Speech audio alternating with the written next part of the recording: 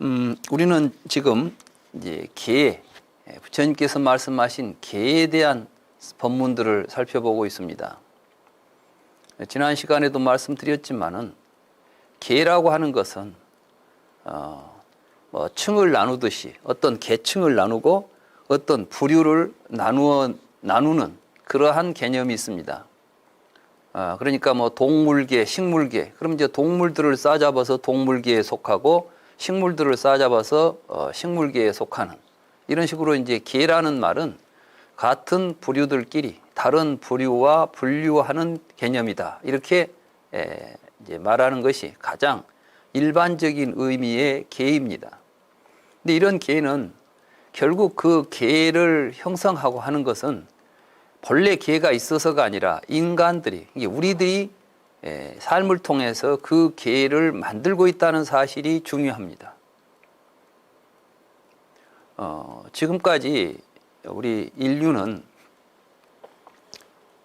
이 세상에 있는 모든 존재들을 계로 분류해서 이해하려고 해왔어요.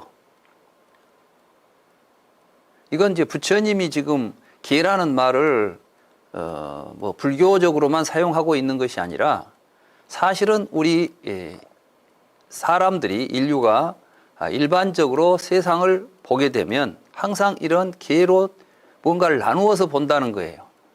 예를 들면 생물계, 생명이란 무엇일까? 예전에 이제 생물학에서는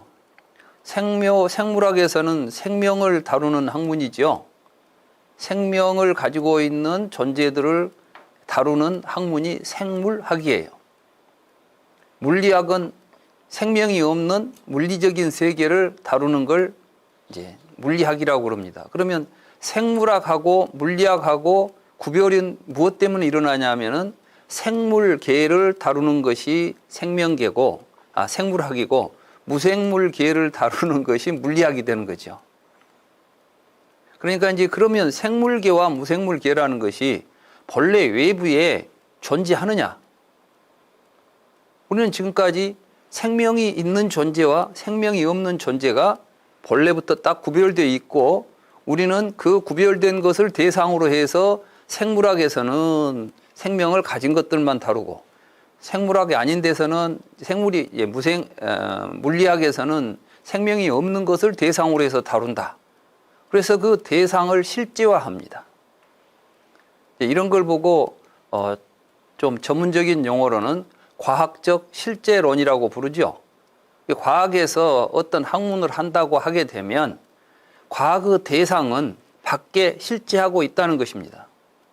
생물이 실제하고 있기 때문에 생물을 대상으로 해서 연구를 하는 것이고 생명이 없는 물질들이 있기 때문에 그 물질들을 상대로 해서 연구를 하면 이게 이제 물리학 이런 게 되는 것이죠. 그래서 항상 모든 학문은 처음 시작할 때 어디에서 시작하냐 하면 내가 다루고자 하는 대상이 무엇인가를 정확하게 규정하려고 합니다. 그래서 이제 생물학을 하는 사람들은 생명이란 무엇인가 라고 하는 정의부터 내리려고 하죠. 그렇죠? 내가 생물학 한다. 당신은 뭘 대상으로 해서 연구를 합니까? 생명을 대상으로 해서 연구를 합니다. 생물을 대상으로 해서 연구를 합니다. 그러면 생물은 무엇입니까? 라고 물을 때 우리가 개념적으로 이것이 생물입니다. 라고 말하려고 합니다. 그러면 이제 고대 이전에 말하자면 이제 현대 이전에 생물학에서는 생물이 뭐냐 이렇게 이제 정의를 하려고 할 때 그때 세포를 가지고 있다. 세포막이 있어가지고 세포막은 세포 아닌 다른 바깥 세계하고 자기 생명 세계를 이렇게 경계짓는 하나의 경계선이에요, 말하자면. 그래서 아무리 작은 생물도 세포를 가지고 있어. 그런데 그 세포 가운데 가장 작은 세포는 하나의 세포를 가지고 있어요. 그래서 우리는 이제 단세포 생물 이런 말들을 아마 여러분들이 이제 중고등학교 다닐 때 생물학에 보면 단세포 생물, 뭐 이런 거, 아메바, 이런 게 이제 이야기 들어봤죠? 그런데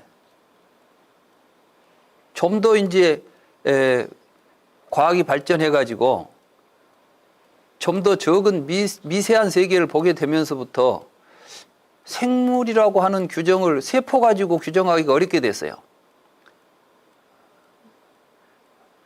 바이러스 같은 건 이제 요즘 코로나 바이러스 돌아다니죠? 이건 보니까 세포도 뭣도 없는 거야.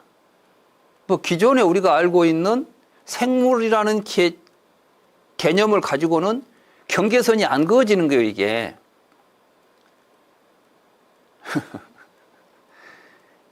그럼에도 불구하고 이거는 이제 생물 속에 넣을까, 무생물 속에 넣을까를 이제 놓고 고민하는 거죠, 이제. 하나의 정의가 만들어지면 그 정의에 의해서 그어진 경계선 밖에 있는 것이 이걸 안으로, 경계선 안으로 끌어들여야 돼, 밖으로 내쫓아야 돼. 이런 이제 고민이 생기죠. 그런데 이걸 안으로 끌어들이게 되면 가장 기본적인 정의가 또 달라져야 돼요. 말하자면 세포가 있어야 된다는데 세포 없는 것도 생물이다 이렇게 말하면은 이제 생물은 세포를 가지고 있다는 규정을 부정해야 돼. 그럼 어떻게 할까? 또 동물과 식물은 뭘까?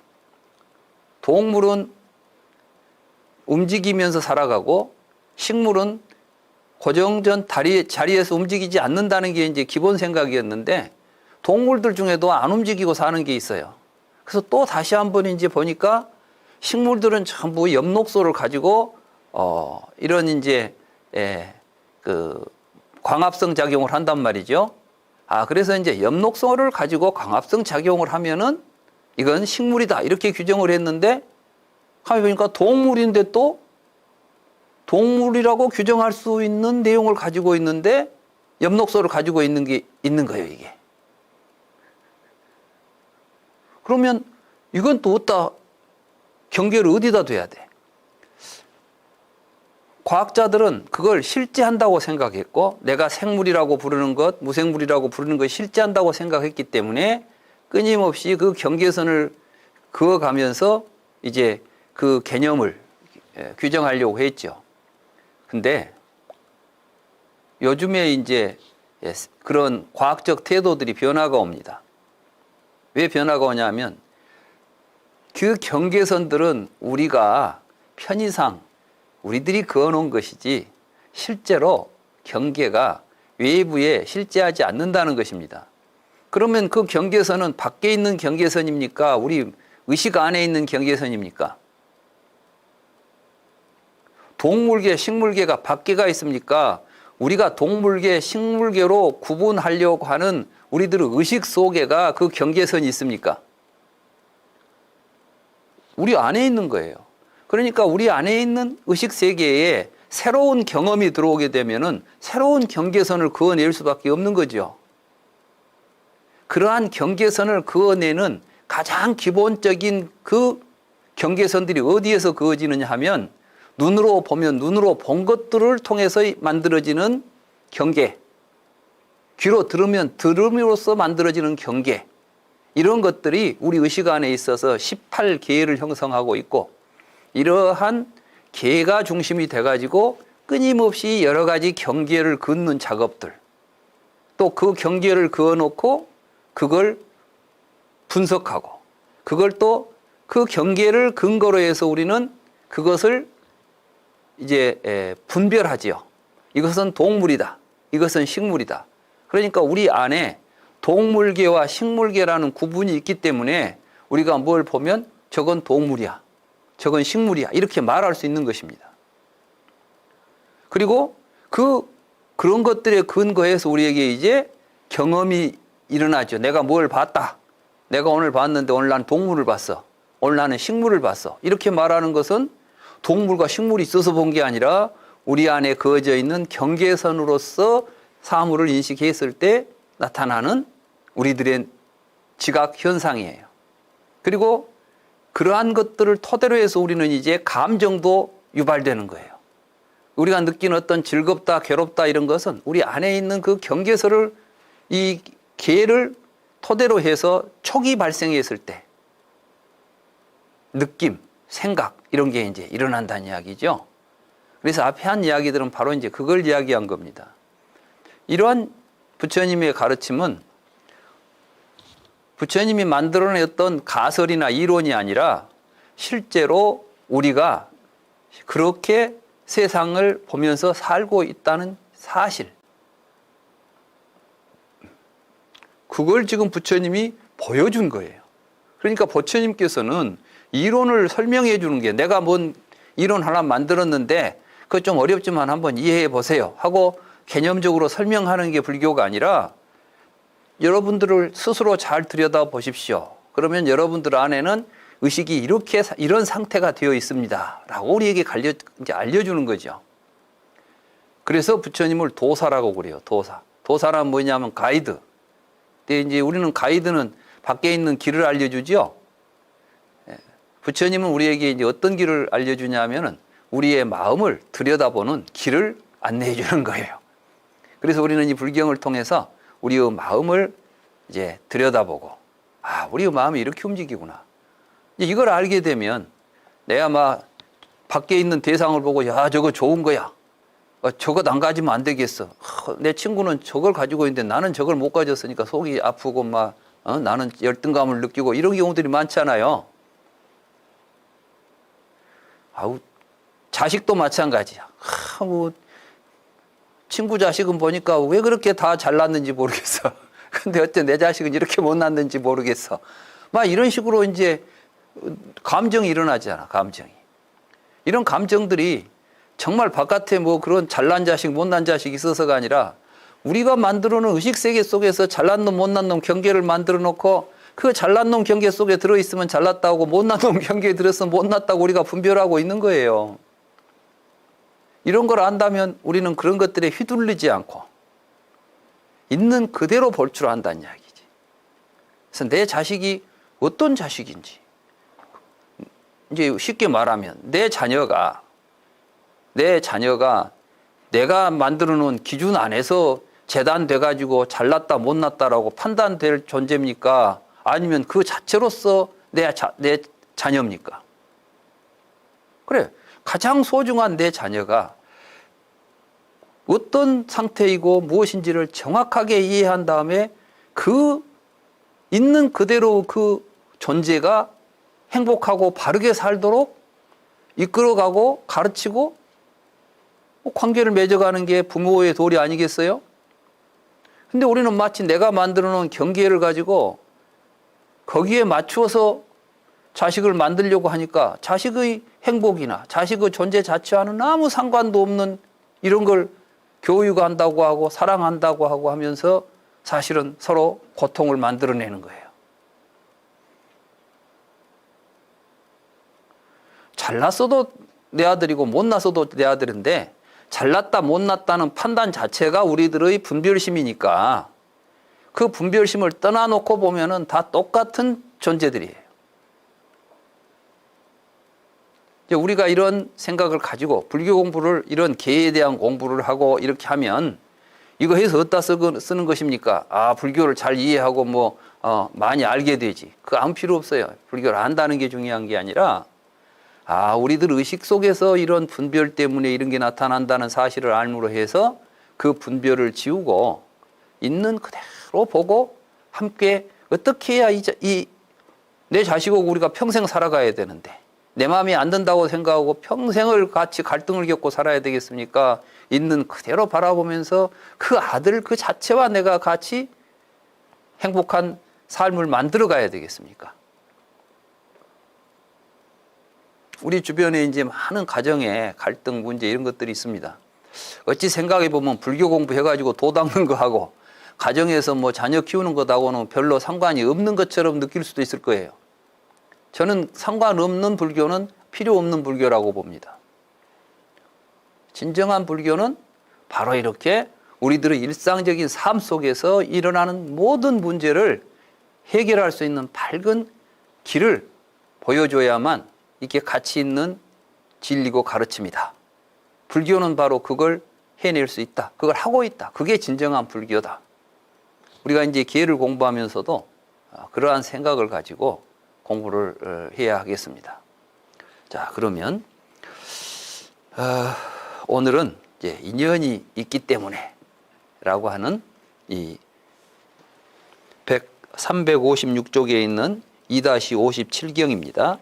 인연이 있기 때문에. 세존께서 사와띠에 제따와나 아나타핀디카 사원에 머무실 때 비구들에게 말씀하셨습니다. 비구들이여, 인연이 있기 때문에 감각적 욕망에 대한 사유가 생긴다오. 인연이 없으면 생기지 않는다오. 인연이 있기 때문에 분노의 사유가 생긴다오. 인연이 없으면 생기지 않는다오. 인연이 있기 때문에 폭력의 사유가 생긴다오. 인연이 없으면 생기지 않는다오. 비구들이여, 이 말의 의미는 어떤 것인가? 사실은 이제 욕망에 대한 사유든 제가 이제 분노의 사유라고 했지만 분노에 대한 사유 또는 폭력에 대한 사유입니다. 그러면 이게 뭐냐면 탐진치지요, 탐진치. 욕망, 탐, 진 또는 이제 그 다음에 분노, 폭력. 이게 이제 욕계 이야기예요, 욕계. 욕계는 욕망이 있고 욕망이 있는 곳에는 반드시 분노와 폭력이 있습니다. 우리는 왜 전쟁을 할까요? 지금까지 인류의 역사에서 나타난 모든 전쟁의 뿌리는 탐욕입니다.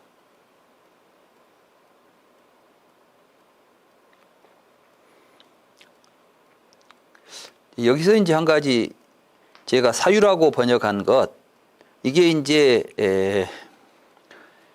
옛날 그 한역에서는 심구 이렇게도 이제 번역을 하고 심이라고도 번역했고 이게 이제 또 각이라고도 번역을 했어요. 우리가 초선정 이야기를 할 때 초선정 그러면은 유각 유관의 이생희락이다. 한문으로는 이렇게 말했어요. 그러면 유각 유관 각이 있고 관이 있다. 각관이 있다. 각은 뭐고 관은 뭐지? 저는 이제 한문으로 된 경전만 읽을 때 무슨 말을 하는지 도대체 각관이라는 것, 각이라는 것이 깨달았다는 뜻인지 아니면 각이라는 것이 느낌이라는 것인지 관이라는 것이 뭐 본다는 것인지 사유한다는 것인지 참 애매하지요. 그래 이제 원전을 찾아보니까 빨리어로는 윗닦아 윗자라를 그렇게 번역을 했어요. 그럼 윗닦아가 또 뭐냐? 윗닦아는 이제 사유한다, 생각한다, 뭐 이런 것들이고 윗자라는 것은 그걸 더 내면적으로 깊이 생각한다. 그래서 이제 심, 사 이렇게 이제 또 번역을 해요. 심이라는 것은 이제 속으로 생각해 보는 거고 사는 좀 더 면밀하게 이제 관찰하는 걸 사라고 그래요. 이게 다 이제 사유와 연관되는데 구체적으로 뭐 하자는 어떤 사유가 유각, 유관이라고 표현되는 사유일까? 원전을 봐도 또 그 말이 정확하게 무엇을 의미하는지가 잘 이해가 안 됐죠. 그런데 이제 이 인연이 있기 때문에 이 경을 보니까 이 사유가 뭐냐면은 감각적 욕망에 대해서 이제 생각하는 거예요, 이게. 그 욕망을 대상으로 해서 사유하는 거죠. 그러니까 우리가 이제 사유한다는 것은 항상 무언가를 사유하죠. 그때는 대상이 있는 거예요. 그런데 초선정에서는 어떤 대상을 놓고 지금 사유가 진행되는 가운데 이욕이 생기는 거예요. 욕망으로부터 벗어나게 된다는 뜻이에요. 그런데 이제 이선에 가버리면 이선부터는 그런 대상 없이 그냥 선정이라고 하는 것은 밖에 있는 대상으로부터 온전하게 자기 내면에 일어나고 사라지는 현상만 바라보는 거. 이때 사띠는 계속 진행되거든요. 사띠라고 하는 것은 이제 주의 집중이 대상이 밖에 있는 어떤 현상들이 아니라 이제 자기 안에서 일어나고 있는 거.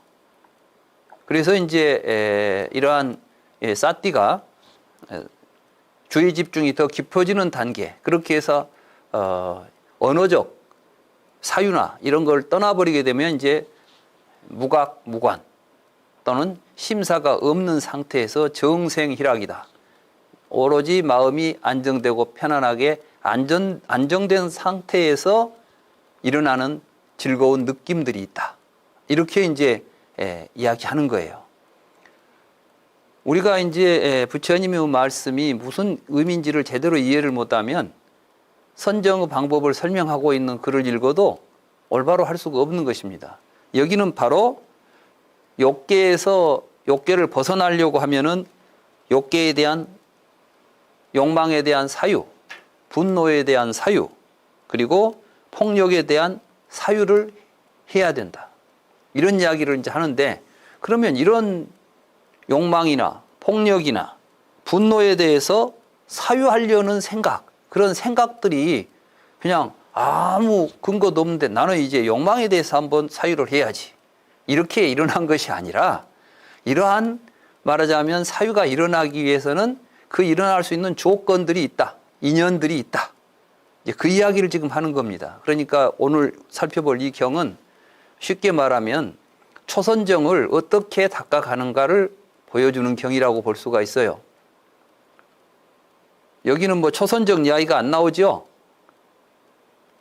뭐 교리처럼 보이지만은 이 이야기는 초선정을 우리가 수행한다고 할 때는 어떠한 과정이 있었기 때문에 초선정이라고 하는 선정이 구체적으로 우리가 이제 선정의 수행에 들어가게 되는가를 지금 설명해 주는 매우 중요한 경전입니다. 그래서 이제 이 경을 한번 잘 생각해 봅시다. 우선 먼저 욕계를 이야기하면서 왜 갑자기 분노니 뭐 폭력이니 이런 게 나오느냐 이렇게 말할지 모르는데, 실제로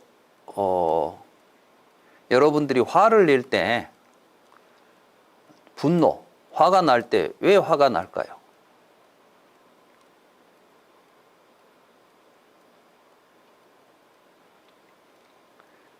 자기의 욕구가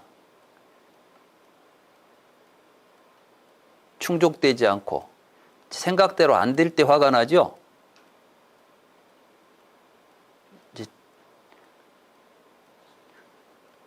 내 생각, 내 마음대로 안 되니까 화가 나는 거 아니에요? 그래서 사실은 탐심과 진심은 서로 상관관계가 굉장히 깊이 있습니다. 서로 떨어져 있는 것 같아도 사실 탐진치가 함께 있어요. 탐진치가. 우리가 왜 욕심을 부리 욕망을 갖게 되냐 하면은 어리석어서 욕망을 가져요. 욕망을 가지면 화가 나게 돼 있어요. 화가 나면 더욱 어리석어져요. 그래서 탐진치는 이제 굴러가면서 눈덩이처럼 커지는 거예요. 그래서 탐진치가 이게 문제가 있다, 이런 걸 어디선가 내가 이제 알아차려 가지고 그것을 이제 끊어야 되겠다, 이런 생각으로 옮겨가지 않으면 우리는 탐진치에서 벗어날 수가 없어요.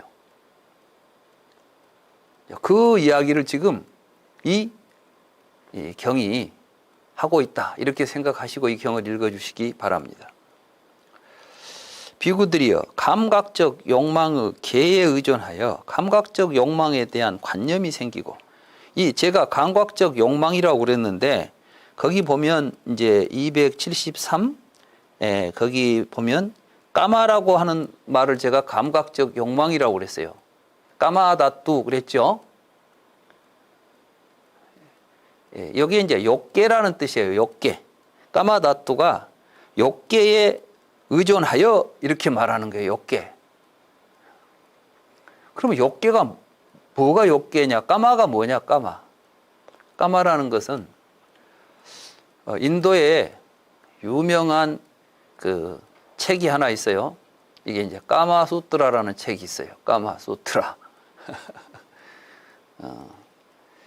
이 까마수트라는 어떤 경전이냐면은 남녀 간에 그 뭐랄까요, 그래서 이제 그걸 보고 남녀 간의 성적인 교합을 통해서 일어나는 그 쾌감, 쾌락, 이걸 보고 까마라고 하고, 까마수트라는 그러한 쾌락을 우리가 어떻게 하면 극대화시켜서 얻을 수 있는가를 이제 가르쳐 주는 경이에요. 그건 아주 오래된, 인도에서는 아주 오래된 책입니다. 그리고 그걸 우리가 생각하면 어디 그 좀 그런 걸 다 수트라라는 것은 경인데 그런 걸 어떻게 성스러운 경전이라고 부르는 거 굉장히 좀 의아하죠. 이건 이제 문화의 차이예요. 쉽게 말하면 우리들의 계가 이 남녀 간의 섹스를 우리 이제 동양, 특히 이제 유교권에서의 이것은 왠지 좀 내놓으면 안 될 것 같고 숨겨야 될 것 같고 뭐 이걸 뭐 이야기하는 것 자체가 불경스럽고 죄스러운 것처럼 생각한단 말이죠. 그렇죠? 특히 이제 이 문화권에서는 도덕적으로 다른 건 다 용납이 돼. 도둑질도 살인도 용납이 되지만은 성적인 문제는 도저히 용납이 안 될 것처럼 또 생각이 되는 부분이 있어요. 근데 또 우리가 좀 더 객관적으로 본다면 이러한 성적인 게 없다면 어떻게 사람이 세상에 태어나서 인류가 존속하겠어요? 그러니까 어찌 보면 가장 기본적이고 가장 일반적이고 우리들의 삶의 가장 중요한 요소들이 어떠한 문화에 의해서인지 그것이 부정되고 왜곡되고 해가지고 수치심을 일으킨다거나 뭐 강한 도덕적 불쾌감을 일으킨다거나 이런 식으로도 나타난 게 무엇 때문이냐. 이게 바로 이제 계 때문에 그래요. 계, 우리 안에 있는 의식에 이건 좋은 거야, 나쁜 거야 이렇게 다 우리가 이제 분류해 놓고 그 안에서 사유가 일어나기 때문에 이제 그런 일이 벌어집니다. 저는 이제 여기서 뭐 성을 개방하자 뭐 이런 이야기를 하자는 게 아니라 이제 그렇다는 이야기를 제가 하는 거예요. 근데 이제 까마라는 말의 의미가 그런 것이다. 그래서 인도에서는 오히려 이 까마가 인도의 전통 가치관에 의하면은 인간들이 제일 먼저 추구하는 가치예요. 그래서 이제 네 가지가 우리 인생을 살면서 우리가 추구해야 될 네 가지 가치가 있어요. 인도의 전통적으로. 그 네 가지 가운데 제일 처음이 까마예요. 그러니까 그 까마를 오욕락을 누린다. 그걸 불교에서는 오욕락을 누리는데 집착하지 말고 그보다 더 즐거운 세계로 가자고 가르쳤던 거예요. 이게 불교는 쾌락주의가 아니고 쾌락을 부정해버린 게 아니라 쾌락을 극복해가지고 더 높은 행복의 단계로 가야 된다. 왜냐하면 이 쾌락의 상태를 여기에 머물러 있을 때 인간에게 뭐가 나오느냐? 분노도 나오고 여러 가지 고통들이 따른다는 거예요. 우리는 이제 그런 인도의 전통적인 역사의 그 역사적인 사실들, 인도인들의 의식 세계도 좀 보면서 경을 읽어갈 필요가 있습니다. 이 까마수트라는 그래서 이제 인도 사람들은 이 까마가 인생을 살아가면서 누려야 될 중요한 덕목 가운데 하나는 까마예요. 오욕, 쾌락을, 감각적인 쾌락을 누리면서 살아야 된다.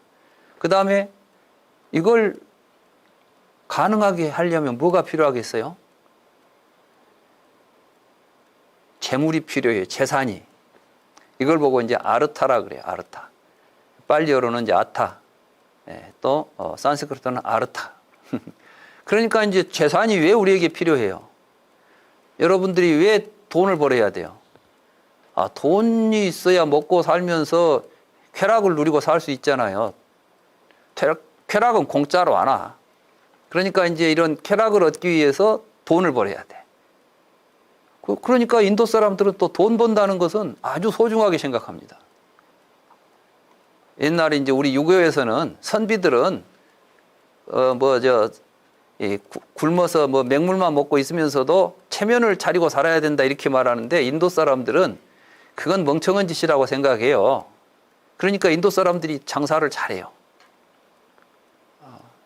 제가 이제 그 2007년도에 그 미국에 한 1년 돌아다니면서 제가 이제 이거 모텔들을 쭉 이제 여행을 많이 했으니까 가보니까 모텔 주인들 가운데 인도 사람들이 참 많더라고. 인도인들이 이제 이야기 들어보니까 미국의 모텔계를 인도인들이 다 장악하고 있다네. 그러니까 그 사람들은 그만큼 어디 가서 이러한 그 장사하고 돈 벌고 하는 것을 아주 의미 있게 가치 있게 생각하고 잘하더라고요. 이제 이런 것이 아르타예요.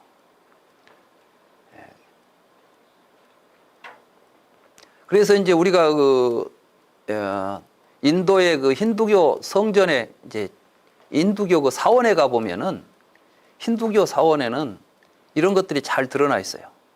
거기 보면 그래서 이제 그들이 신으로 모시는 중요한 신 가운데 이 시바하고 이제 시바를 모시죠. 시바가 이제 뒤에 이제 힌두교에서 아주 중심 신이 되는데 이 시바가 아주 바람둥이에요. 그래서 이제 시바를 상징하는 게 이제 링가예요.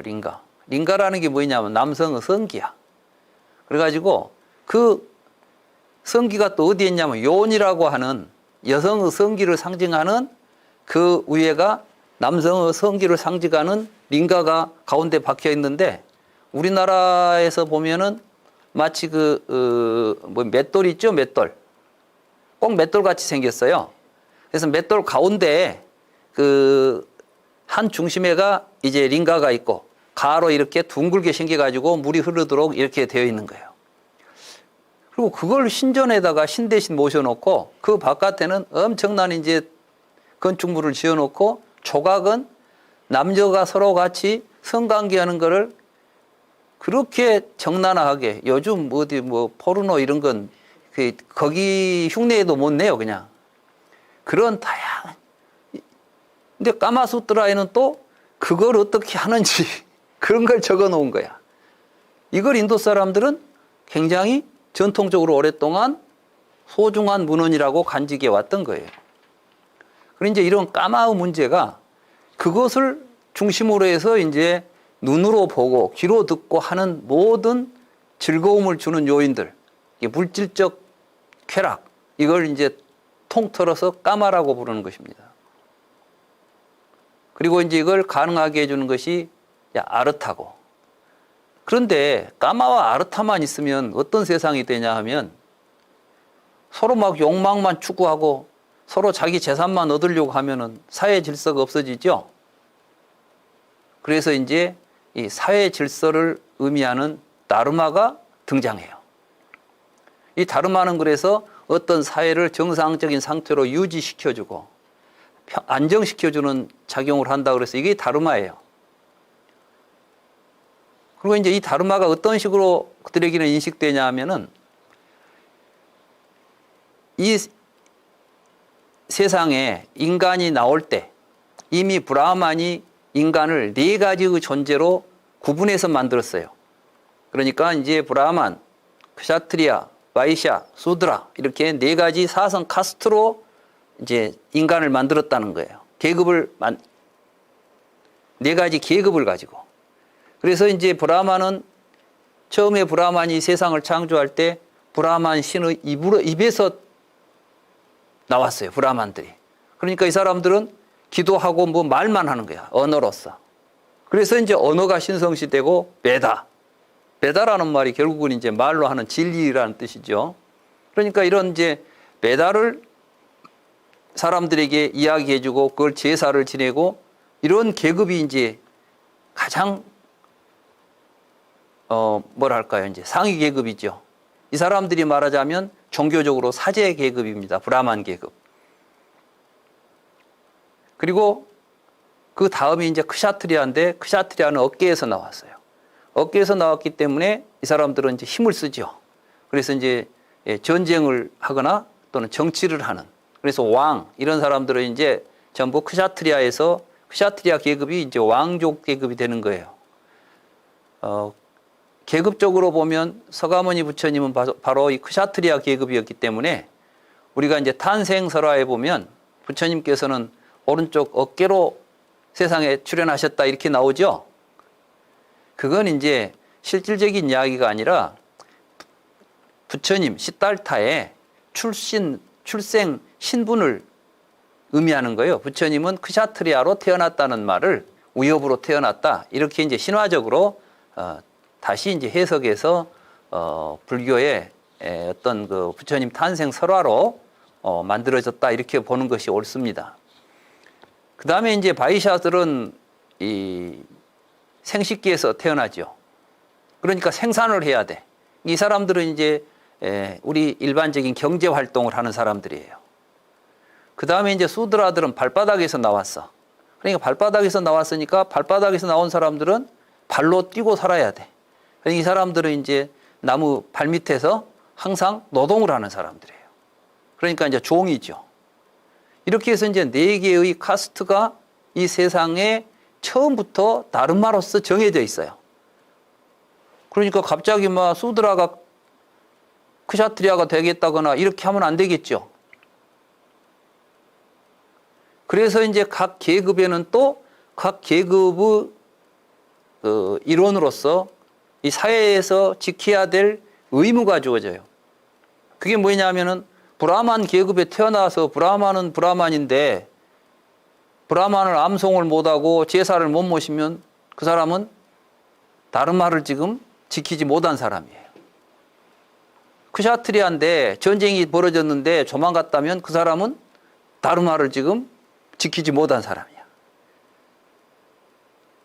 그 생각이 인도인들에게는 지금도 굉장히 강하게 남아있어가지고 겉보기에는 카스트가 4개인데 인도 안에 들어가면 카스트가 수십 개래요. 누가 식당에 가서 밥을 먹는데 밑에 바닥에 음식물 찌꺼기가 있더래요. 그래서 서빙하는 사람을 불러가지고 이거 치워라 그랬더니 그건 내 일이 아니다. 그래서 바닥 치우는 사람이 있으니까 그 사람에게 내가 말하겠다. 그래가지고 그것도 다른 사람이 와서 치우더래. 그래서 왜 그러냐 그러니까 그게 카스트래요. 나는 지금 이 탁자 위를 치우는 사람이지 바닥 치우는 사람은 나하고는 격이 틀려. 내 다르마가 아니야. 그건 저 다르마지. 다르마라는 거는 이게 이제 사회적으로 보면 계급에 있어서는 또는 직업으로서 어떤 직업을 한 사람은 자기 직업 외에 다른 말하자면 뭐 포목장사가 옆에 가서 쌀 장사하거나 이제 이러면 이제 난리가 나는 거지. 이게 이제 뒤에 가면 이제 카르텔 형식으로 이제 말하자면 그래서 이제 인도의 그 카스트는 단순한 사회적 계급이 아니라 각각의 직업이 고유하게 자기 영역을 만들어서 서로 같이 지켜가는 이러한 사회 시스템으로까지 이제 이해될 수 있다는 이야기를 내가 들었는데 아무튼 이때 이제 다르마라는 개념이 나와요. 그래서 이제 제가 그 인도의 유명한 라마야나라고 하는 이제 그 소설이 있죠. 그 소설에서 읽어가는데 가장 많이 등장하는 단어가 다르마예요. 너는 왜 그런 일을 하냐 그러니까 나는 이 다르마를 지키기 위해서. 말하자면 인간이 살아가는 데 있어서 가장 소중하게 생각하고 행동해야 되는 게 다르마예요. 부처님이 바로 이 다르마 개념을 이제 끌고 들어온 거예요. 불교 속에. 그래서 불교에서 다르마라는 말은 계율도 다르마에 속해요. 그러죠? 불법대로 부처님 법대로 살자고 말은 부처님이 가르친 다르마대로 살자는 이야기고 이 다르마는 바로 우리들의 인간의 삶을 행복하게 유지시켜주는 가장 소중한 그 무엇인 것이죠. 그리고 이제 모든 어떤 현상들은 그 현상을 유지할 수 있는 어떠한 시스템적 구조를 가지고 있다. 이거 이제 다르마 개념은 그래서 인도에서 나온 단어 중에 가장 번역하기 어려운 단어가 다르마예요. 왜냐하면은 다른 나라에는 이런 말이 없어 그냥. 이 다르마처럼 포괄적이고 다양한 의미를 가지고 있는 단어가 없어요. 심지어는 이제 존재 자체 뭐 이런 의미까지도 이제 다 갖게 되니까 그런 의미에서 이제 아무튼 인도에서는 4가지 가치 가운데 이제 3번째로 다르마를 이야기하고 마지막에 목샤라고 하는 해탈이라고 하는 것을 이야기해요. 이 목샤가 이제 그 앞에 하고 구별되는 부분이에요. 목사는 뭐냐면은 이 다루마까지는 세속적인 삶인데 목사는 해탈이니까 내세까지 가고 생사를 벗어나는 것. 이 종교적인 이제 영역이 열리는 거예요. 이 목샤에서. 그래서 인도에서는 목샤를 인정하느냐 인정하지 않느냐. 여기를 가지고 이제 로카야타와 로카야타가 아닌 거. 말하자면은 현실적인 세속적인 삶 이외에 우리가 다시 추구해야 될 가치 있는 세계가 없다고 해버리면은 해탈을 부정하는 거예요. 해탈 열반을 부정하게 되죠. 이러면 이제 세간에 집착해 있는 세간을 따르는 사람들이다 해서 로카야타라고 불러요. 로카가 세간이니까. 불교는 세간을 벗어나라고 가르친 거예요. 그걸 해탈이라고 불렀고. 부처님이 보신 세간은 욕계만 있는 게 아니에요. 이제 색계, 무색계까지 있어요. 그래서 욕계, 색계, 무색계가 3계고 3계가 세간이고 이 세간을 벗어나는 게 불교의 해탈이고 열반인 거예요. 그러니까 우리가 이제 뭐 해탈, 열반 이런 말을 사용할 때도 인도 당시에 어떤 의식 구조가 있었고 거기에서 부처님이 지금 어떤 의도를 가지고 말씀하셨는지 이런 걸 이해를 하고 불교 공부를 해야 되는데 거두절미하고 해탈, 열반을 구하자 그러면은 전부가 다 지 생각으로 해탈, 열반을 생각해가지고 불교 속에서 그걸 구하려고 하는 거예요. 그 이야기가 또 뒤에 나와요. 중생들이 다 어떤 생각 가지고 사는지 부처님 다 말씀하셨어요. 이 경이 이제 그런 다양한 깊이 있는 내용을 갖고 있습니다. 뭐 언론 보시면 그냥 별 내용이 없는 것처럼 보이겠지만 사실은 이 경 하나만 가지고도 불교를 다 이야기할 수 있을 만큼 굉장히 이제 많은 내용을 함축하고 있는 경이다. 이렇게 말씀드릴 수가 있겠습니다.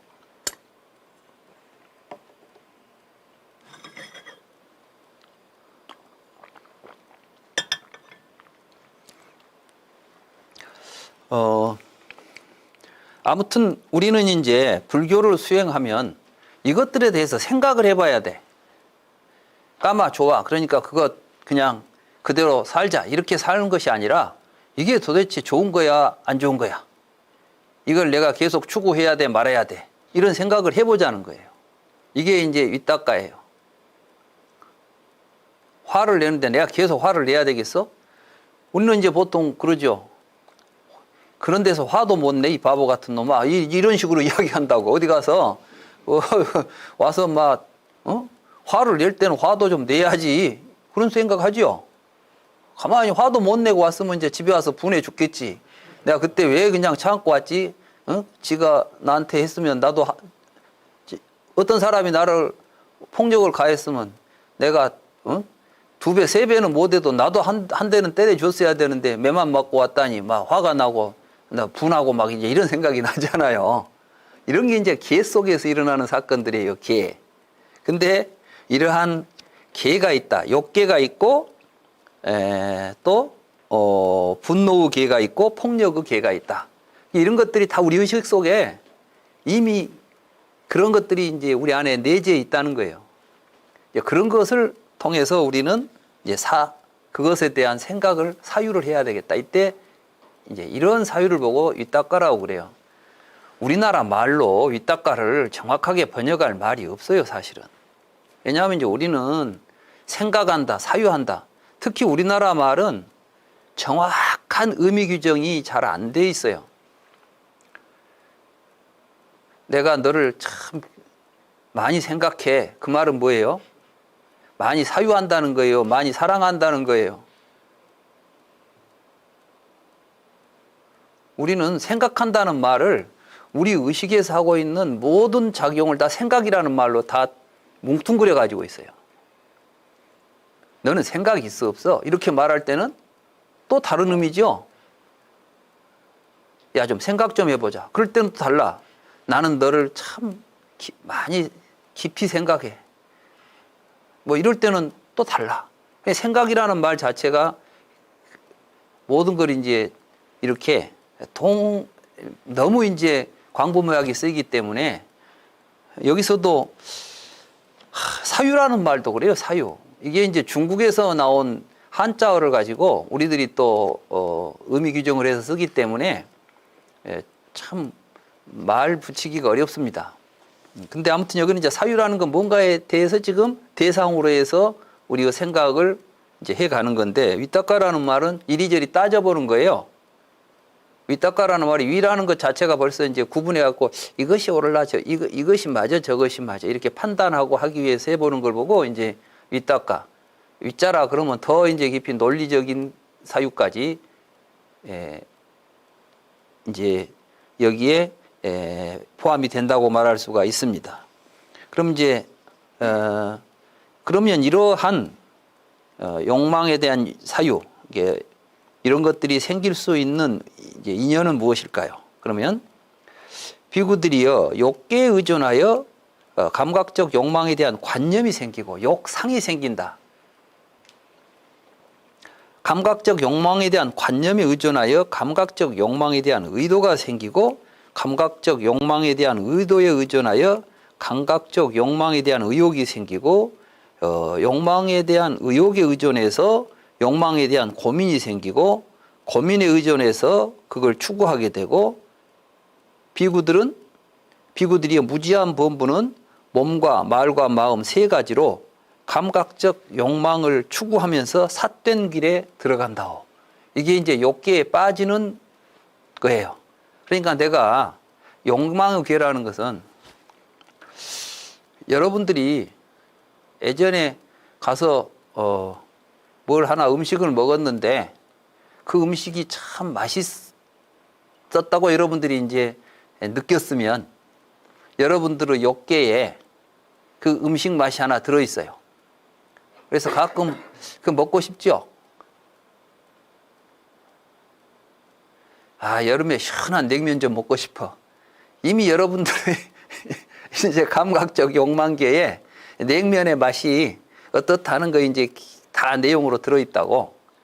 그런데 이것에 욕계에 의존하여서 이제 냉면의 맛은 이렇다 저렇다 하는 여러 가지 관념들이 여러분들 속에, 이제 관념이라는 것은 언어적 구조, 개념 이런 걸로 해서 이제 형성이 되는 거예요. 뭐 냉면은 시원하고 맛있고 막 이런 관념들이 거기에 이제 생기고, 관념에 의존하여 의도가 생겨요. 아, 오늘은 시원한 그 냉면을 좀 먹고 싶은데 뭐 이런 것이 이제 생겼다면 벌써 냉면이라는 것에 대한 욕망과 그것이 시원하다는 관념 이런 것들이 이제 복합돼 가지고 나에게 그걸 하고자 하는 의도들이 일어나고, 의도에 의존해서 이제 의욕이 생겨요.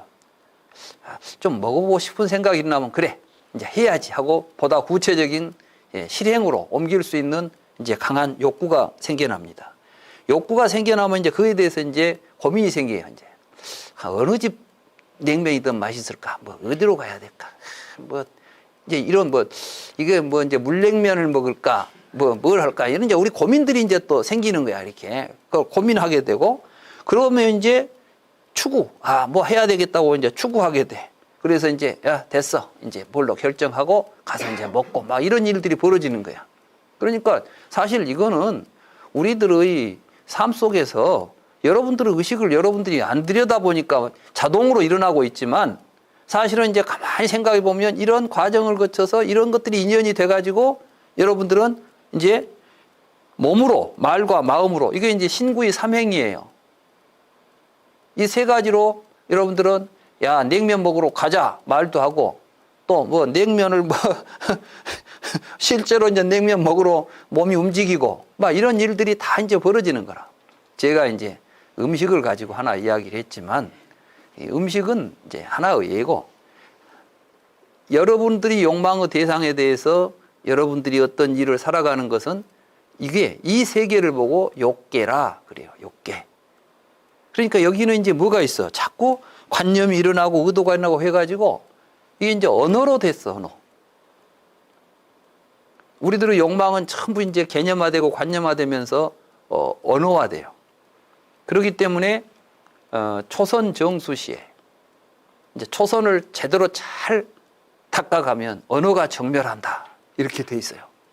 그러니까 이제 욕계를 벗어나려면 언어적 관념에 의해서 움직이는 그 구조가 우리 속에서 이제 작동을 멈춰야 돼요.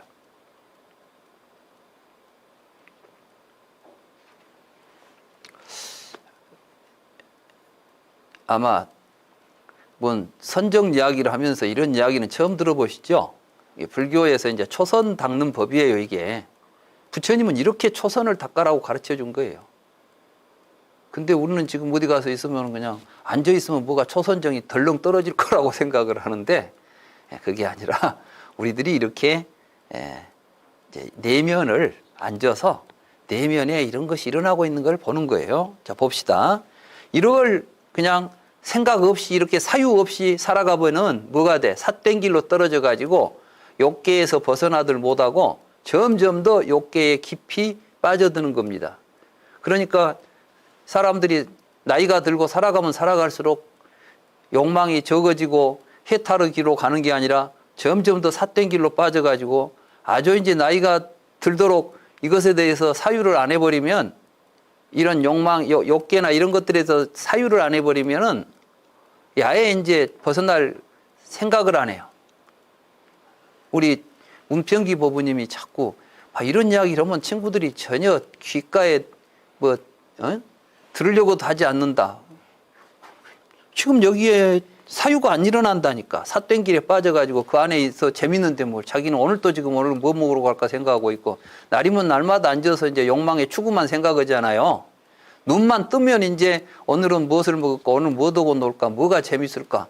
인생이 그거야. 이건 이제 이게 좋은 거라고, 이게 가치 있는 거라고 이제 부추기고 있는 게 우리 자본주의 사회고. 그래서 이 자본주의 사회에서는 돈만 벌면 이게 다 된다 이거야. 그러니까 이제 돈이 있으면은 먹고 싶은 거 먹고 하고 싶은 거 하고 오용락을 다 누릴 수 있으니까 최고의 가치야 이게. 이제 그 세계에서 지금 재밌게 살고 있는데 그 세계를 떠나는 이야기를 하자고 하면 누가 올라오겠어? 절대로 안 따라오지. 그런데 이제 부처님은 그 세계에 대해서 한번 생각해 보라는 거예요. 그래야 벗어날 길이 열린다 이거예요. 그래서 비구들이여 분노계에 의존하여 분노에 대한 관념이 있고, 이건 이제 전부 마찬가지요. 욕망이든 분노든 폭력이든 다 이제 같은 맥락에서 이야기가 됩니다. 그러면 이제 여기 358쪽으로 가서 가운데 문장을 봅시다. 비구들이여 비유하면 어떤 사람이 불타는 횃불을 마른 초원에 던지는 것과 같다오. 만약에 손이나 발로 빨리 끄지 않으면 비구들이여 풀이나 나무에 의지해서 살아가는 생명들은 불행과 재난을 만나게 될 것이오.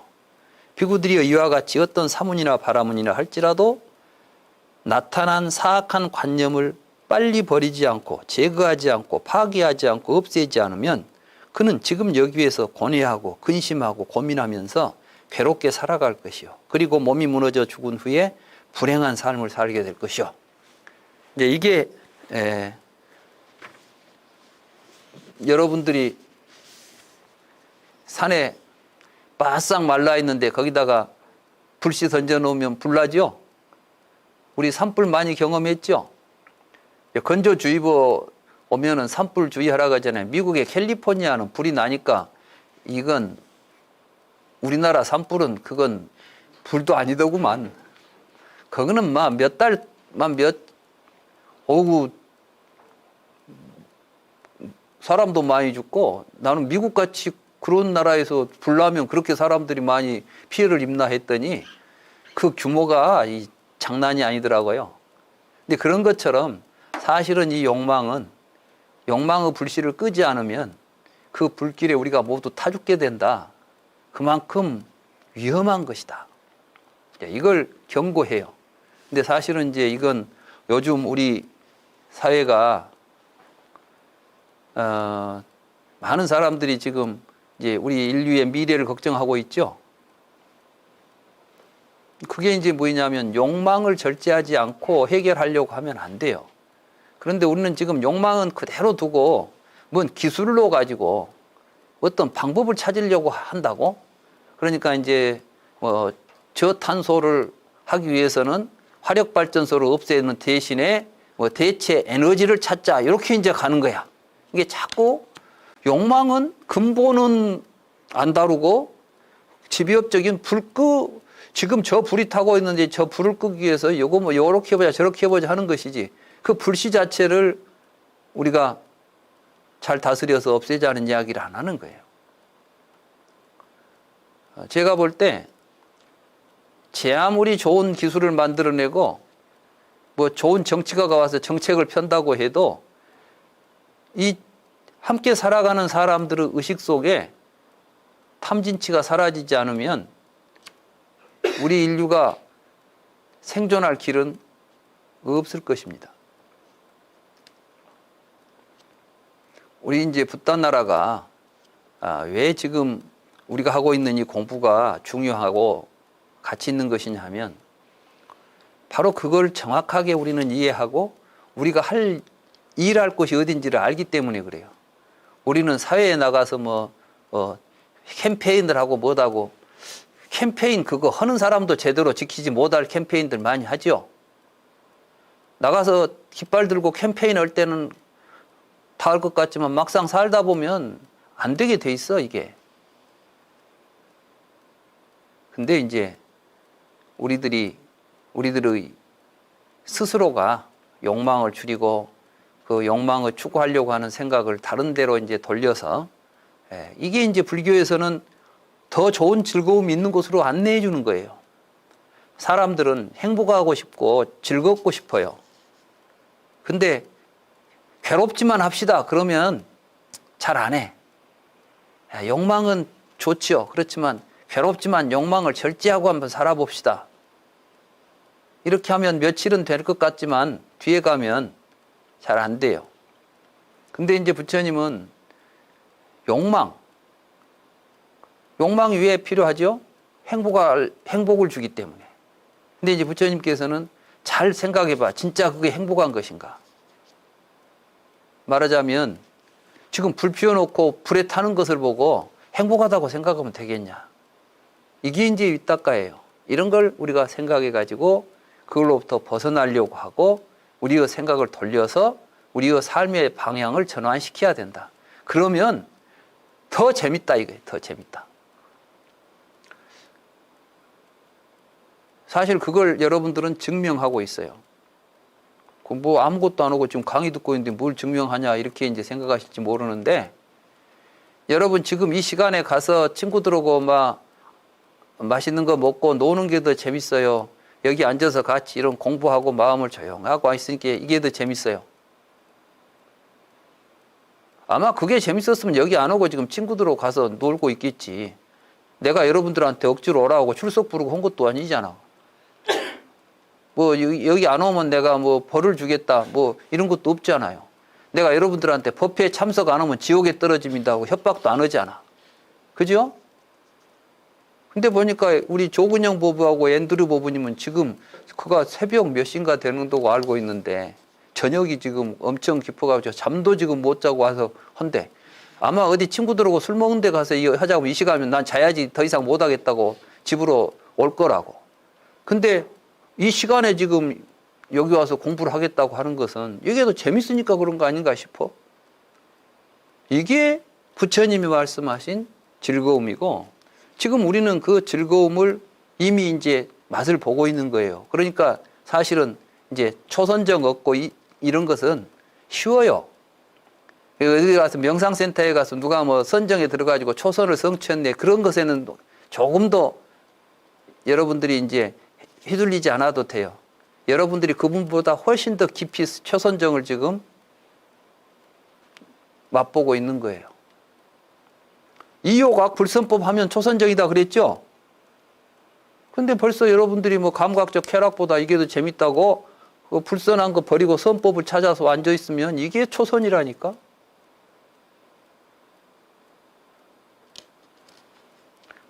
붓단 나라는 수행이 없다 그러는데 날마다 수행하고 있어요, 우리 붓단 나라.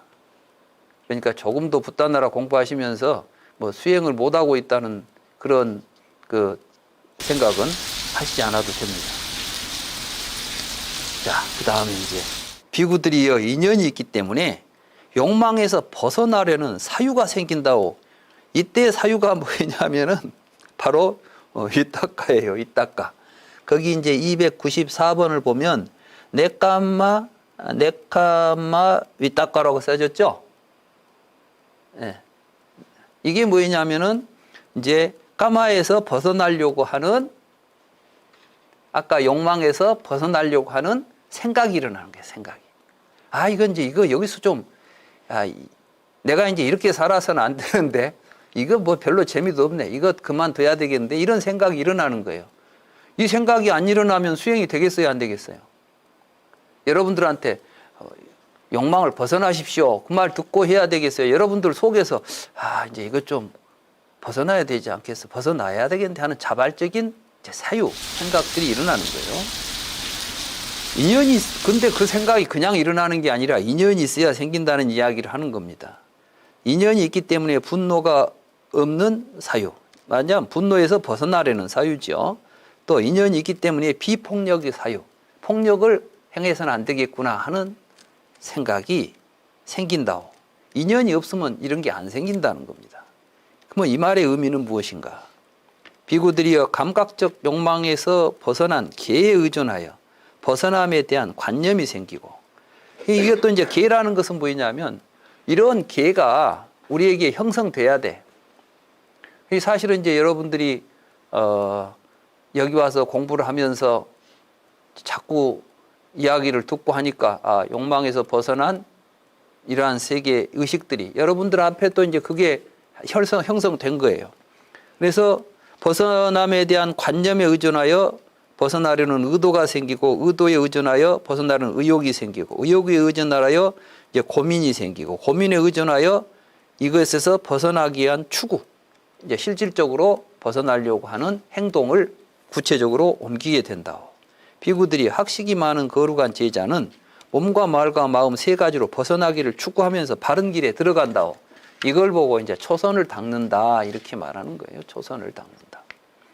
비구들이여 분노가 없는 개, 마찬가지입니다. 지금 분노든 이제 비폭력, 폭력이 없는 이런 것들의 우리 의식 속에 그러한 폭력과 비폭력이라는 것과 상대적으로 비폭력이라고 하는 이러한 의식의 영역이 설정되어 있을 때 거기로부터서 비롯되는 거예요. 그래서 이제 비유하기를 비구들이여 비유하면 어떤 사람이 불타는 횃불을 마른 초원에 던지는 것과 같다고. 만약에 그것을 손이나 발로 빨리 끄면 비구들이여 그러면 풀이나 나무에 의지해서 살아가는 생명들은 불행과 재난을 만나지 않게 될 것이요. 비구들이 이와 같이 어떤 사문이나 바라문이나 할지라도 나타난 사악한 관념을 빨리 버리고 제거하고 파괴하고 없애면 이게 바로 이요각불선법 하는 거예요. 지금 여기에서 고뇌 없이 근심 없이 고민 없이 행복하게 살 것이요. 이게 바로 이제 이생희락이라.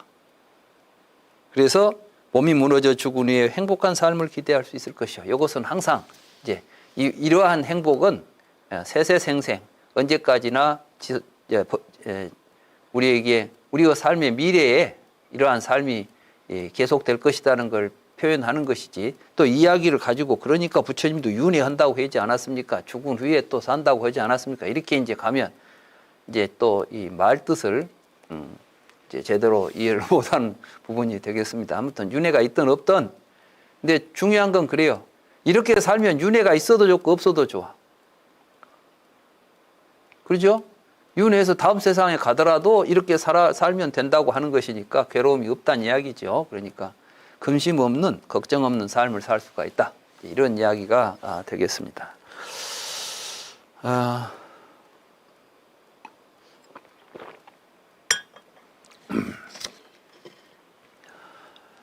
오늘 우리는 이제 인연이 있어야 된다. 뭐든지 그냥 아무 조건 없이 세상에는 무조건 무엇이 일어나는 일은 없어요. 반드시 이제 그럴 만한 원인이 있고 그럴 만한 조건이 있어야 되는데, 이러한 조건들은 바로 이제 비폭력계가 있고 무욕계가 있고, 근데 이 무욕계라고 하는 것들이 우리는 이제 이러한 계가 어떻게 해서 형성되겠어요? 부처님. 사실은 이제 부처님이나 욕심 없이 살면서 행복하게 사는 모습들을 보여주고, 예, 그런 것들 때문에 욕심 없이 사는 사람들이 가능하고 있구나 하는 것이 우리 의식 속에 이제 자리 잡게 되고, 그걸 가지고 이제 그런 탐진치를 버려야 되겠다는 의욕을 일으키는 사유를 하게 된다. 이런 이제 내용이 되는 것입니다. 그래서 이제 욕계보다 욕망이 사라지고 분노가 사라지고 폭력이 사라지는 세계의 그러한 영역이 우리 의식 속에 더 크게 자리 잡으면 잡을수록 사실은 우리 사회가 더 평화롭고 행복하게 되겠죠. 우리는 이제 그런 세계를 열어가는 겁니다. 이게 세계예요. 그러니까 이제 우리 의식 안에 있는 것처럼 보이지만 실제로 우리 사람들 의식 속에 무욕계가 커져버리면은 이 세상이 무욕의 세계가 전개되는 거예요. 그래서 이제 우리가 마음 공부를 하는 것은 나 혼자 공부하는 것이 아니라 내가 마음을 맑히면 세상이 맑아지고 내가 마음을 밝히면 세상도 밝아지는 거예요.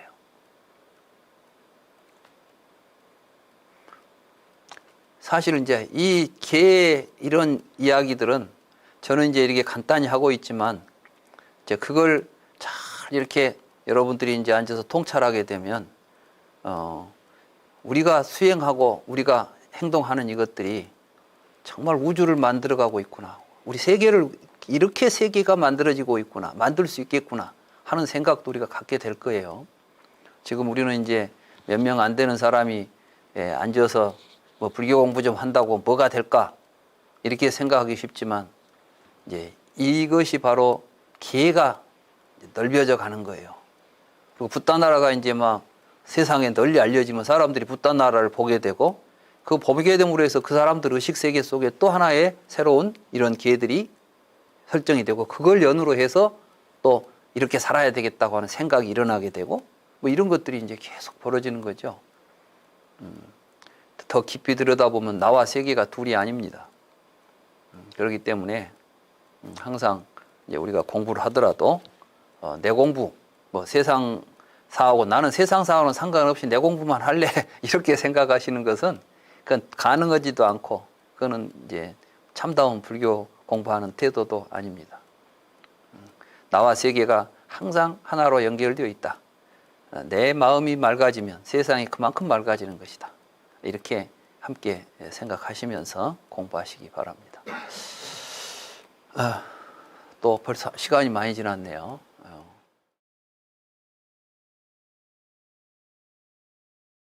잘들 쉬셨습니까? 네.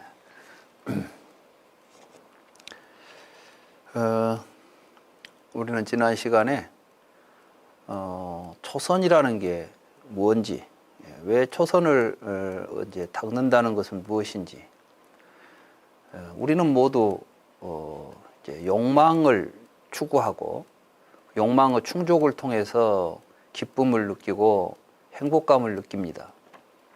그런데 그 욕망은 사실은 우리를 더 큰 고통으로 몰고 가는 구조를 가지고 있습니다. 그래서 이제 그 당시 인도 사람들이 세속적인 삶 속에서 가장 먼저 행복이라고 느꼈던 그 까마에 대해서 부처님께서는 이제 그 까마를 추구하기 때문에 형성된 세계가 까마 다투, 까마의 세계죠. 이러한 까마의 세계로부터 까마가 벗어난 세계에 대한 기회가 우리에게 형성이 돼야 돼요. 까마를 벗어난 세계에 대한 이해가 있어야 된다는 이야기죠. 우리에게 의식 속에. 그래야만 그 세계를 찾아가는 여정이 시작이 된다는 것입니다. 그리고 그 세계를 열어준 분이 바로 이제 부처님 같은 이런 이제 선각자들이죠. 그런 의미에서 지난 시간에 이제 초선 정수 시에 초선을 우리가 이제 닦을 때는 뭐 유각, 유관, 다시 말해서 윗닭과 윗자라가 있는 상태에서 여러 가지 불선법을 멀리함으로써 생기는 즐거움이 있다. 이것이 초선이다. 이런 이제 말씀을 하셨을 때 왜 선정이 앉아 있는데 갑자기 윗닦아 윗자라는 무엇이고 윗닦아 윗자라를 벗어나서 이호갈 불선법을 초선에 이렇게 선방에 앉아 있는데 무슨 이호가 불선법이 어떻게 가능하겠어요? 근데 이제 부처님은 바로 이렇게 선정수행이라고 하는 것이 일정한 곳에 앉아가지고 깊이 삼매에 들어서 나타나는 경지들이 아니라 정확하게 지금 내가 처해 있는 의식의 구조가 욕계라는 걸 알고 그 욕계와 상대적으로 욕계를 벗어나 있는 이 욕계를 벗어나 있는 세계에 대한 올바른 인식을 하고 그것이 분명하게 분별이 된 상태에서 내가 욕계가 아닌 이 욕계를 벗어난 세계를 추구하려고 하는 또 그곳을 향해서 사유가 일어나고 그러한 사유를 근거로 해서 우리들에게 이제 욕계로 벗어나서 초선정이라고 부처님이 불렀던 이러한 행복한 세계, 우리가 더 큰 기쁨을 누릴 수 있는 세계를 우리는 이제 세계에 도달할 수가 있다. 뭐 이제 이런 내용의 말씀이 앞에 살펴본 경이었습니다. 이제 두 번째 오늘 살펴볼 경은 2-58 벽돌집. 세존께서 사와띠에 제따나 아나타 빈디카 사원에 머무실 때 비구들에게 말씀하셨습니다. 비구들이여, 개에 의존하여 관념이 생기고 견해가 생기고 사유가 생긴다고. 이때 이 사유도 이제 윗닦아라는 말을 제가 지금 번역한 거예요. 그러니까 앞에 했던 이야기도 똑같은 맥락에서 지금 이야기가 되는 것이죠. 근데 여기서는 이제 이와 같이 말씀하시자 신심 깊은 까짜야나 존자가 세존께 말씀드렸습니다. 세존이시여, 바른 깨달음을 얻지 못한 사람들을 바른 깨달음을 얻은 분이라고 보는 견해는 무엇에 의존하여 시설되는 것입니까? 이제 시설된다고 제가 여기 말했는데 이 시설은 이제 빠냐빼띠를 번역한 말인데 이게 이제 보통 방편 시설이다. 전에도 제가 말씀드렸죠. 이것은 어떤 사람들에게 언어로서 표현해서 의사를 전달하는 것을 이제 시설이라고 그래요. 이게 이제 말하다는 말과 별로 크게 우리가 이제 큰 의미는 좀 다른 의미가 있는 건 아닌데 무엇에 의존해서 깨달음을 얻지 못한 사람들을 갖다 우리가 깨달음을 얻었다고 하는 견해는 그러한 견해를 이야기하는 것은 어떤 연유에서 그러한 이야기들이 세상에 있는 것입니까? 이런 이야기죠. 그럼 이제 이건 또 뭘 우리가 좀 염두에 두고 생각해야 되냐면 그 당시에 부처님 당시에 자기가 정각을 이루었다고 하는 사람들이 다수 나타났어요. 대표적인 애가 이제 자인화교의 마하비라라고 하는 사람이죠. 그 사람은 고행을 통해서 일체지를 얻었다. 깨왈라 지냐냐, 독존지를 얻었다. 이 사람들도 쉽게 말하면은 진리를 깨달았다고 하는 이야기죠. 근데 보니까 진리를 깨닫지도 못했는데 진리를 깨달았다고 하고 또 그 말을 듣고 많은 사람들이 진리를 깨달았다고 인정하고 그 사람은 진리를 깨달은 사람이다라고 이야기를 한다는 거예요. 자인화교에서는 누구를 붓다라고 불렀겠어요? 그건 자인화교의 교주인 마하비라를 말하자면 이제 여기서는 니간타 나타 붓다라고 나오죠. 니간타 나타 붓다를 이제 붓다라고 이야기하겠죠. 그 당시 부처님 당시에 육사 외도들이 다 자기는 진리를 깨달았다고 주장한 사람들이에요. 그럼 이제 여기서 묻는 질문은 뭐냐면 왜 그런 사람들이 제대로 진리도 깨닫지 못한 사람들이 진리를 깨달았다고 하고 또 많은 사람들이 그걸 진리를 깨달았다고 모두 인정하고 하는 것은 도대체 왜 그런 일이 벌어지고 있습니까? 라고 지금 까짜야나가 물었던 겁니다. 여기서 이제 부처님께서 까짜야나여, 그것은 광대한 무명계라오. 이건 뭐냐면은 그건 모르는 세계가 있다는 거예요. 무명에 뒤덮인 사람들이 무리들이 있다. 개라는 것은 이제 그런 무명개가 지금, 그러니까 사실 알고 보면 우리가 지금 살고 있는 이 사회 속에서 보면 진정으로 가치를 인정받고 진정으로 대접받아야 될 사람이 아닌데도 불구하고 마치 위대한 사람인 것처럼, 굉장한 사람인 것처럼 우리들이 이제 바라보는 시각들이 있죠. 왜 그런 일이 벌어지냐 하니까 광대한 무명개가 있다는 거예요. 우리들이 지금 무지해서 그렇다는 거예요. 무지해서. 그래서 깠잖아요. 하급의 계에 의존하여 하급의 관념과 하급의 견해와 하급의 사유, 하급의 의지, 하급의 소망, 하급의 서원, 하급의 인간, 하급의 언어가 생긴다고. 그러니까 우리가 지금 살고 있는 이제 이 세계는 굉장히 그 하급의 관념에 의해서 하급의 계 자체가 매우 질적으로 수준이 낮은 계에 이제 계가 형성되어 있다는 겁니다. 우리 사회가.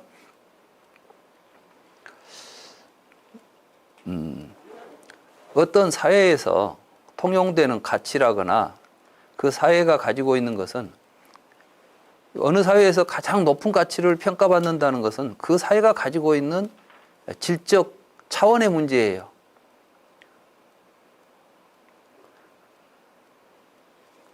쉽게 말하면 조선시대 때는 효도 잘해야,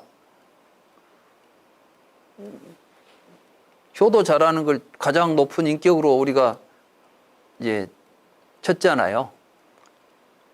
요즘은 효도를 잘하는 게 아니라 돈을 잘 벌어야 훌륭한 인격으로 쳐요. 제가 이제 듣기로 뭐 사실인가는 잘 모르겠어요. 근데 누가 그러더라고. 미국에서는 보니까 제일 먼저 알아보는 게 그 사람 연봉이래. 그래가지고 뭐 이야기하면 너는 연봉이 얼마냐? 그래서 연봉을 가지고 인격을 이제 가늠해요. 그러니까 너는 얼마짜리야 그냥. 그리고 얼마를 소유하고 있냐가 문제지요.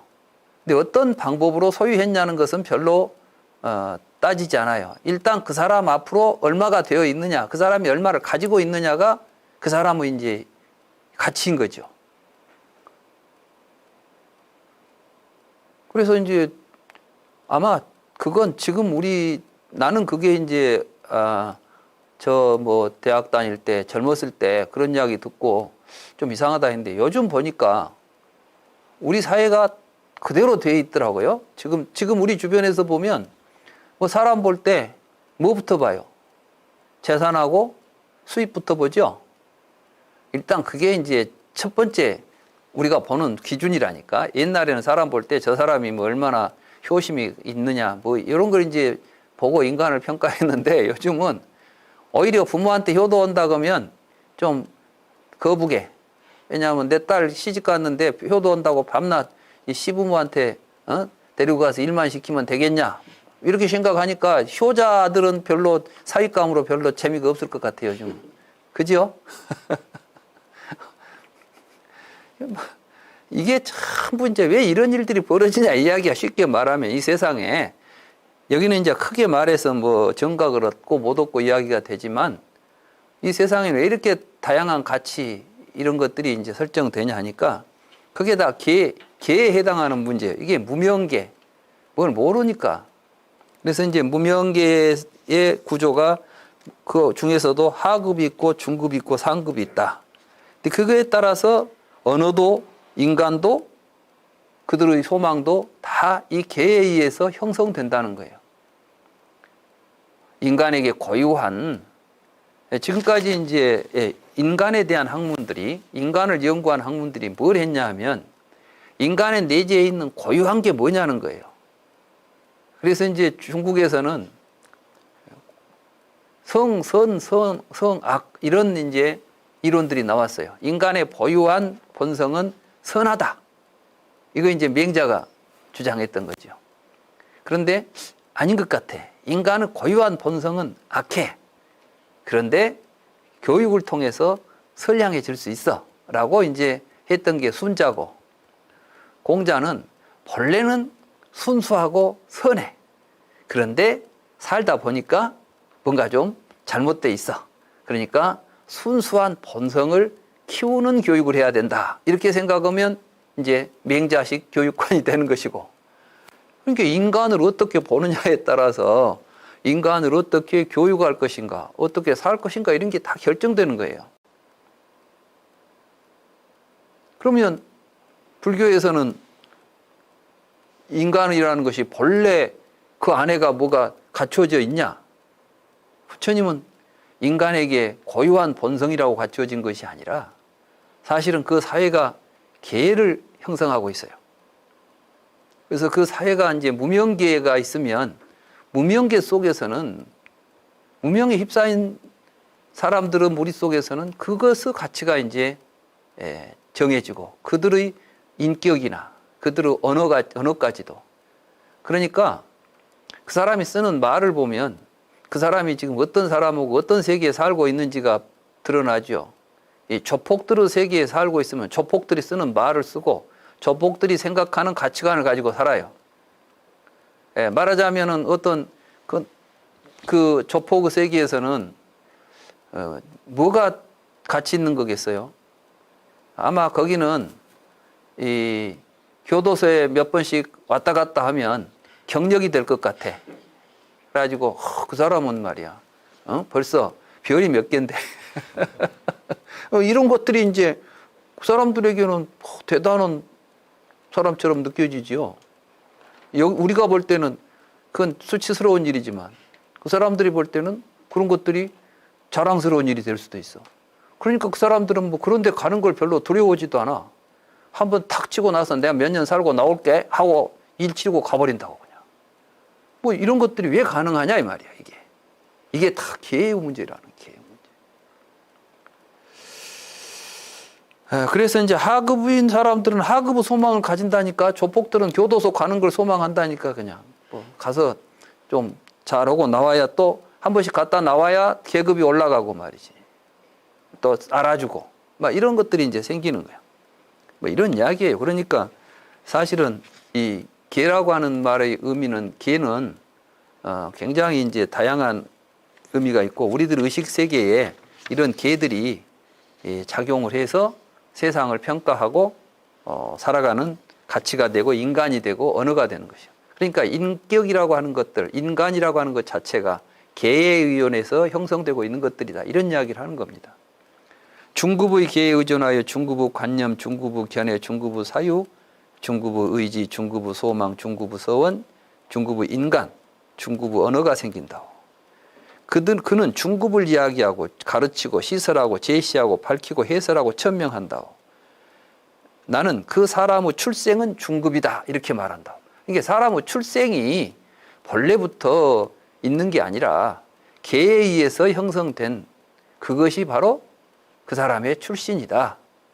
그러니까 이제 우리는 부처님 법문을 통해서 이러한 의식, 이러한 공부를 통해서 우리의 계가 이제 굉장히 높은 계가 되겠죠. 그게 바로 우리들의 출신이고 우리들의 인격이고 우리들의 모습인 거예요.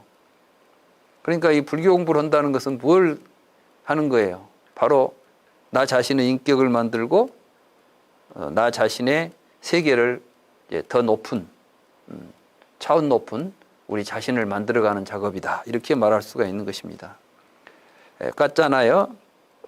상급의 계에 의존하여 상급의 관념, 견해, 사유, 의지, 소망, 서원 이런 것들이 생기고 이걸로 인해서 이제 인간이 생기고 언어가 생긴다고. 그러한 사람은 상급의 어떤 높은 계에서 이야기하고 가르치고 시설하고 제시하고 밝히고 해설하고 천명한다고. 그 사람의 출생은 상급이다. 그러니까 우리의 신분은 혈액 뭐입니까? 그 사람의 가통에 의해서 뭐 그 집안에 의해서 신분이 정해지는 게 아니라 계가 우리의 신분을 결정한다. 이런 이야기가 되겠습니다. 그러니 우리가 이제 상급의 계를 의지해서 살아야 되겠죠. 그러니까 이제 불계에 의지해서 살면 부처님이에요. 중생계에 의지해서 살면 중생이고 보살계에 의지해서 살면 보살입니다. 여러분들이 이제 어느 계를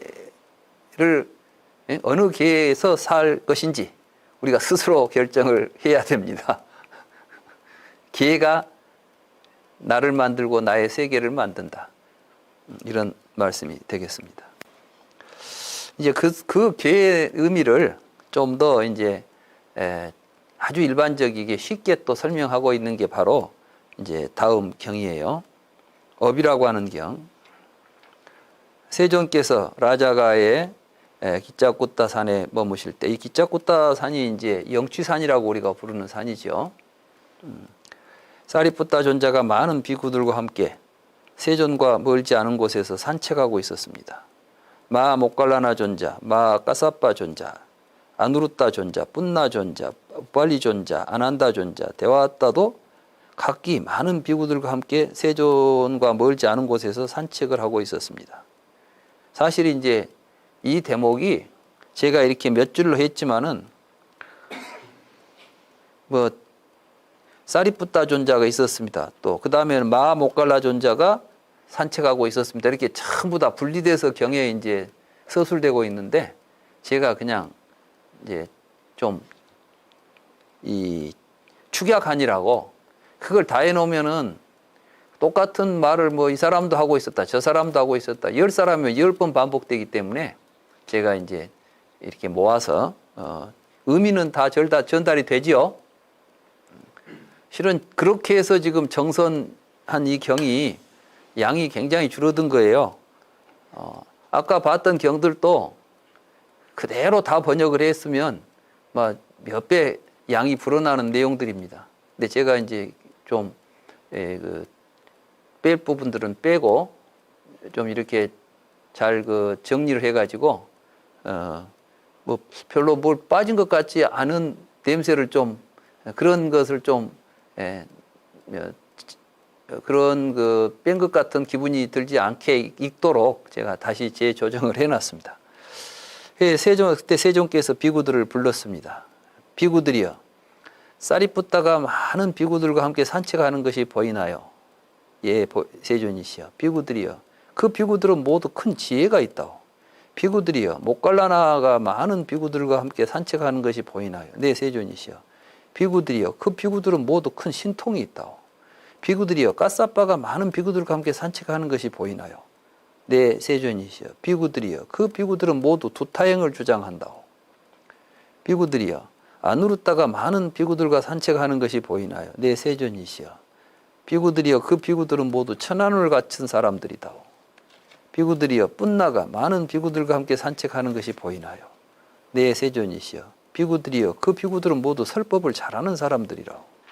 비구들이여, 우빨리가 많은 비구들과 함께 산책하는 것이 보이나요? 네, 세존이시여. 비구들이여, 그 비구들은 모두 유를 지닌 사람들이다오. 비구들이 아난다가 많은 비구들과 함께 산책하는 것이 보이나요? 네, 세존이시여. 비구들이여, 그 비구들은 많이 듣는 사람들이라오. 비구들이여, 데와다따가 많은 비구들과 함께 산책하는 것이 보이나요? 네, 세존이시여. 비구들이여, 그 비구들은 의도가 사악한 사람들이라오. 비구들이여, 중생은 같은 부류와 교류하고 어울린다오.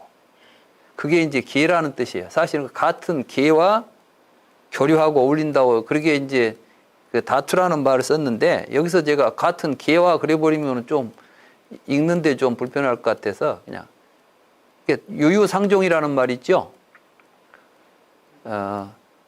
사실은 한역경전에서는 유유상종이라는 말을 써요. 같은 부류끼리 서로 같이 어울려 다닌다 이런 뜻이에요. 저급한 성품의 중생들은 저급한 성품의 중생들과 교류하고 어울리고 선량한 성품의 중생들은 선량한 성품의 중생들과 교류하고 어울린다오. 과거에도 그랬고 미래에도 그럴 것이고 현재에도 그렇다오. 그러니까 이제 사람들은 전부 끼리끼리 어울린다는 거예요. 끼리끼리 어울리면 또 지가 좋아하는 사람들끼리 어울리고 어울려가면서 또 그런 사람이 되어가는 겁니다. 그래서 이제 사람은 좋은 사람하고 어울려야 돼요. 맹모 삼천지교 있죠? 맹자 어머니가 그게 참 재밌어. 맹자는 성선설을 주장했는데 맹자 어머니는 성선설적인 교육을 한 게 아니라 좋은 환경에다 데려다 놓고 좋은 심성을 길러가도록 가르친 거예요. 그러니까 재밌죠? 처음에 이제 맹자 어머니가 어디서 살았죠?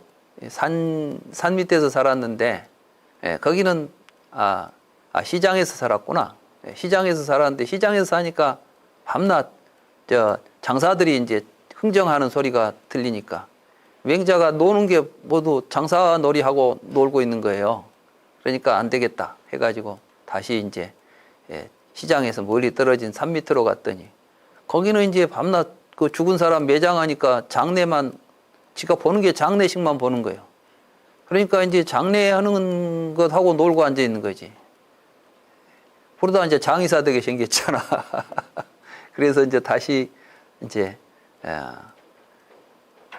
서당 옆으로 학교 옆으로 이제 갔더니 보니까 학교 옆에는 모두 글 읽는 것만 보지 않아요. 그러니까 이제 맹자가 또 노는데 글을 읽는 놀이를 하고 있으니까 여기가 제대로 가르칠 곳이다 했다는 이야기가 있는데, 그건 이제 사실이죠. 인간은 그렇게 성장하니까.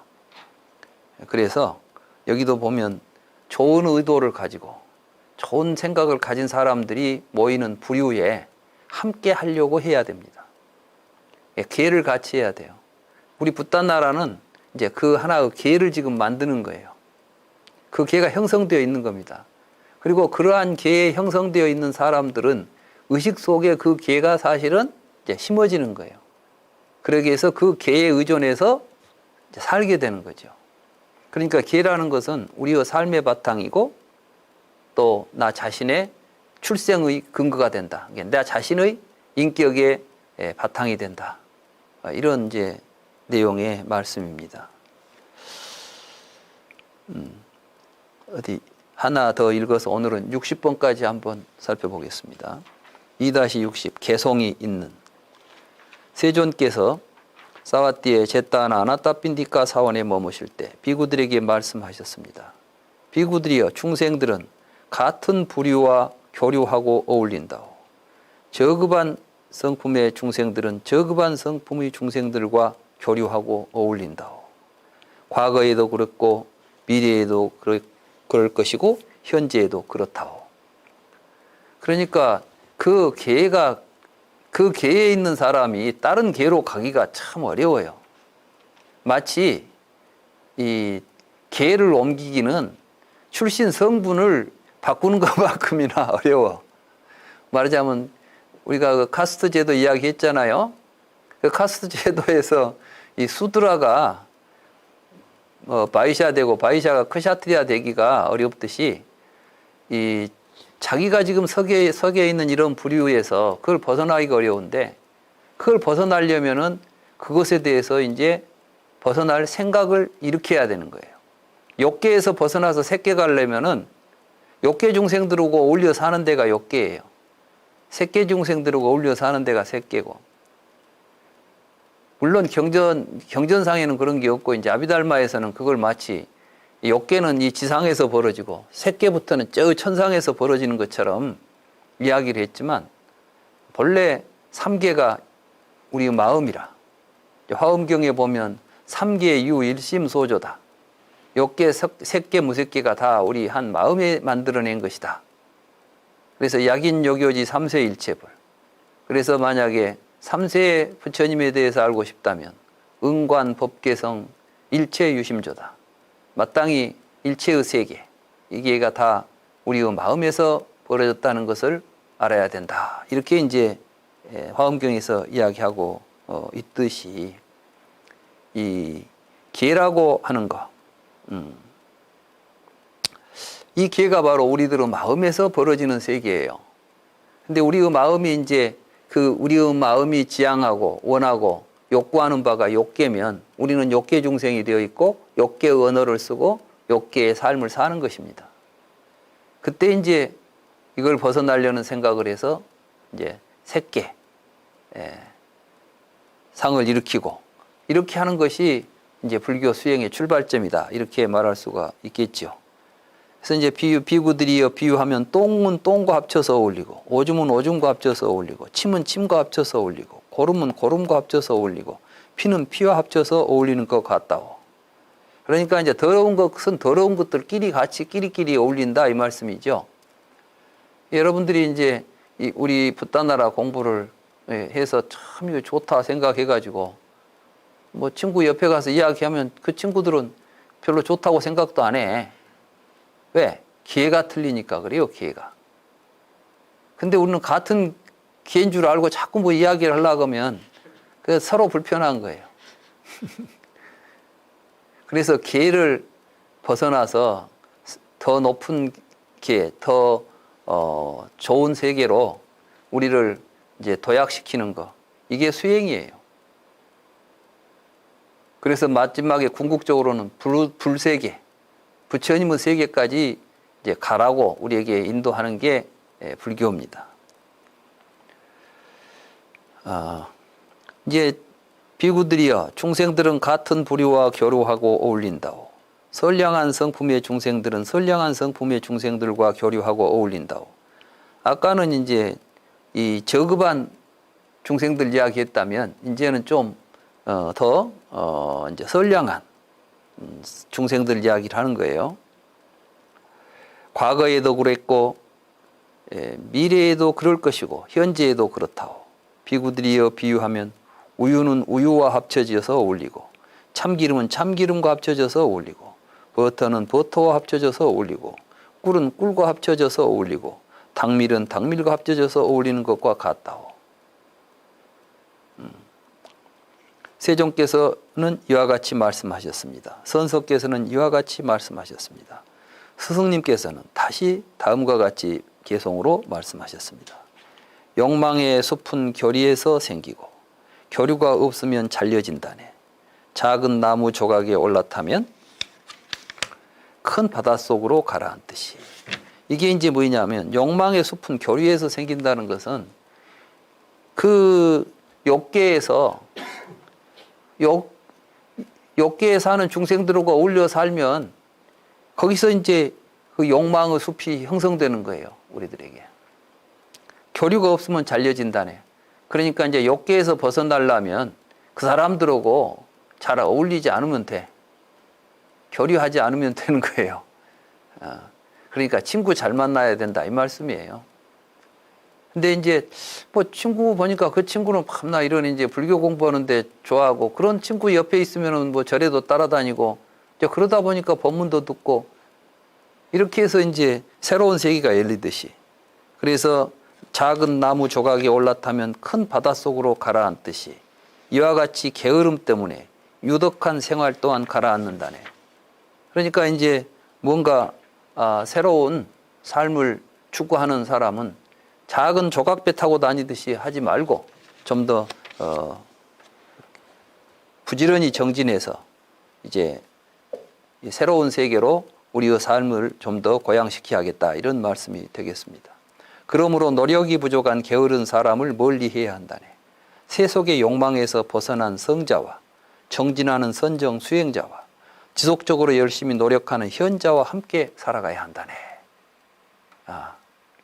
우리 붓다나라가 이제 바로 세속의 욕망에서 벗어나서 열심히 정진하면서 지속적으로 열심히 노력하는 이러한 기회가 바로 우리 붓다나라가 이제 새로운 기회가 되는 것입니다. 이 기회 속에서 살면 이제 저절로 우리의 삶이 그에 걸맞는 삶으로 이루어질 수 있다. 이런 말씀이 되겠습니다.